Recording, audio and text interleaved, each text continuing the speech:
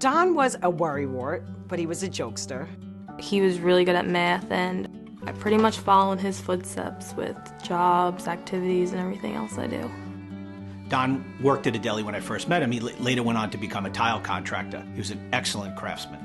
We started to do business together for his tile business, for his life insurance, his auto insurance, his home insurance. I noticed that my dad had changed because we were working on a math problem that I couldn't understand, and he had no idea what to do with just adding a couple numbers, and it took him like a half hour to figure it out. He was forgetting things a lot. He was becoming short-tempered. So one day we just went into the doctor's, no appointment or nothing, and I was like, look, something's wrong with him. You need to figure out what's wrong. The next day the doctor called and he informed us that Donald did in fact have a brain tumor. They told us that he had glioblastoma, which is a brain tumor that he would not be cured, but they could treat it to prolong his life.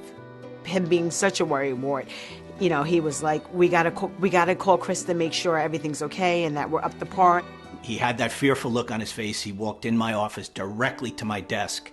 I assured him that the policy was in force, everything was going well, and then we sat down a little while later and he broke the news to me.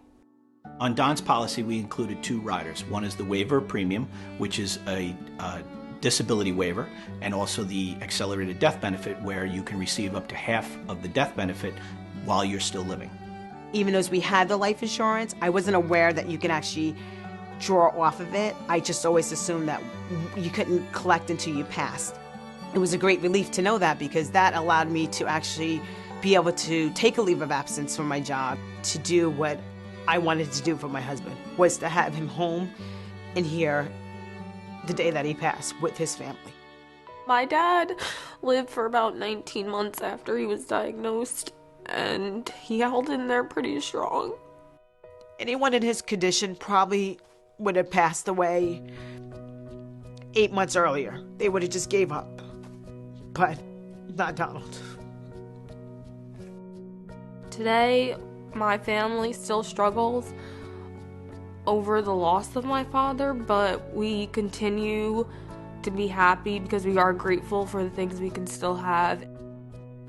Everyone thinks because you're going through a hard time, well, the bills don't stop, you know, and that's the truth, you know. Your life may seem like it stopped, but everything around you is still going.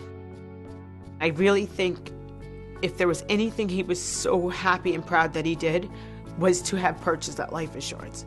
It allowed him to leave this earth comfortable, knowing that we would be financially okay, and that that when he did pass on, that I wouldn't have to go right back to work, that I could be here to console our children.